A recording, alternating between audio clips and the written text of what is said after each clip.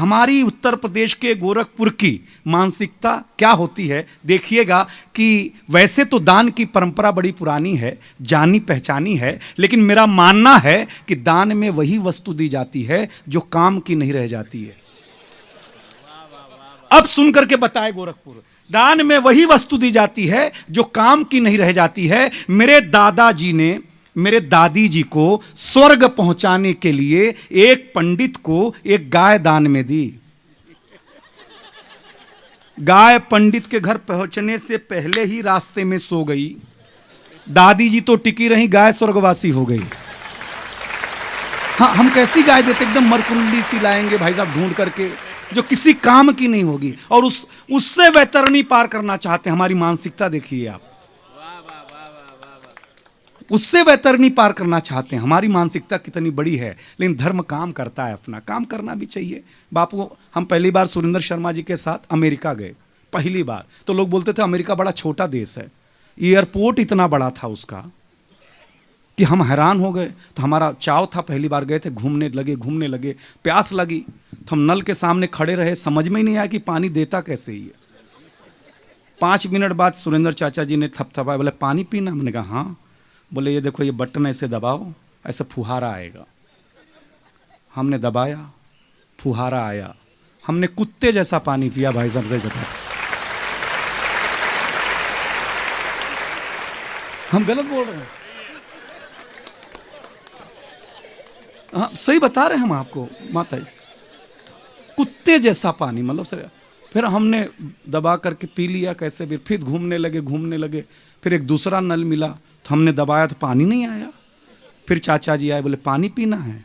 बोले यहाँ दूसरा सिस्टम है, पैर से दबाओ पानी आएगा। हमने पैर से दबाया, पानी पिया, बहुत अच्छा लगा। तीसरे दिन फिर हमको प्यास लगी तो हम गए, हाथ से भी दबाया, पैर से भी दबाया, पानी नहीं आया। तो चाचा बोले ये एडवांस राज्य है अमेरिका का, यहाँ सेंसर लगा हुआ है, मुंह आगे कर पानी खुद ही आ जाएगा। आप देखिए, तकनीकी देखिए। फिर हम रुंगटा परिवार था वहाँ पर, उनके घर गए, सही बता रहे, उनके परिवार में गए हम, रुंगटा परिवार में गए तो उनके फ्रेश रूम में गए, बटन भी दबाया, पैर से भी दबाया, हाथ भी आगे, पानी नहीं आया। तो रुंगटा फैमिली की एक मैडम आई, बोली बेटा हम भारतीय लोग हैं, ऐसे नल खोलो। अमेरिका में अगर भारतीयता किसी ने जिंदा रखी है तो वो आप लोग हैं भाई साहब, नल तक नहीं बदला। आप बता दीजिए भाई साहब, हमारी तरक्की इसको कहते हैं? हमारी तरक्की क्या है? यही तरक्की है। फिर हम वहाँ गए तो वहाँ से हमारे अमेरिकन दोस्त हो गए, कुछ अंग्रेज आए हिंदुस्तान, बोले हम बापू एक जानकारी देते हैं आपको, अच्छा लगेगा। मैं गोरखपुर से 52 किलोमीटर की दूरी पर एक जगह है जिसका नाम है, गांव का नाम है बनवार पार। आप ताज्जुब मानेंगे, उस धरती पर इस देश की नहीं विश्व की बड़ी शख्सियत ने पैदा हुई है जिसका नाम फिराक गोरखपुरी है। मैं उस गांव से आता हूं, फिराक गोरखपुरी 52 किलोमीटर। लेकिन मैं जानता हूं कि फिराक साहब इसलिए पहले पैदा हो गए कि उनको पता था कि मेरे से घटिया आदमी जो है सन 76 में पैदा होने वाला है।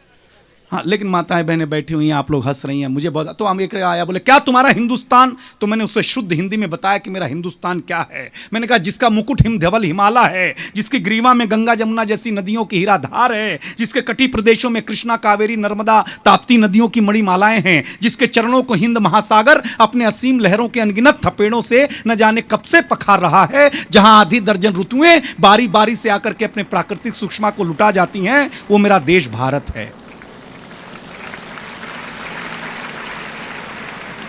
उसको समझ में नहीं आया बापू, क्योंकि वो अंग्रेज था। और मैं एक जानकारी और देता हूं आपको, हम भारतीय लोग हैं और भारतीय आदमी की आदत होती है कि वो सत्यनारायण भगवान की कथा अगर 10वीं बार भी सुन रहा हो, तब भी जब तक पंडित ना कहे कि अध्याय समाप्त हुआ, तब तक वो अच्छत फूल नहीं छोड़ता, क्योंकि वो ठीक से सुन ही नहीं रहा होता है। अगर आप लोगों ने सुरेंद्र शर्मा जी को पहली बार ही ठीक से सुन लिया होता तो ये बार सबसे ज्यादा पैसे पे मैं बुलाया गया होता भाई साहब, सही बात। हाँ सही, आप ठीक से सुनने की आदत नहीं डालते, तो मैं आपको बता दिया करूंगा कि अध्याय कहाँ समाप्त हुआ, वहीं ताली ठोकना, मेरी भी इज्जत रह जाएगी, आपकी भी इज्जत रह जाएगी, कोई तनाव नहीं लेना। और ऐसे मारवाड़ी आदमी की आदत होती है, मारवाड़ी वो होता है जो मिस कॉल के बाद भी बैलेंस चेक करता है। अध्याय समाप्त हुआ।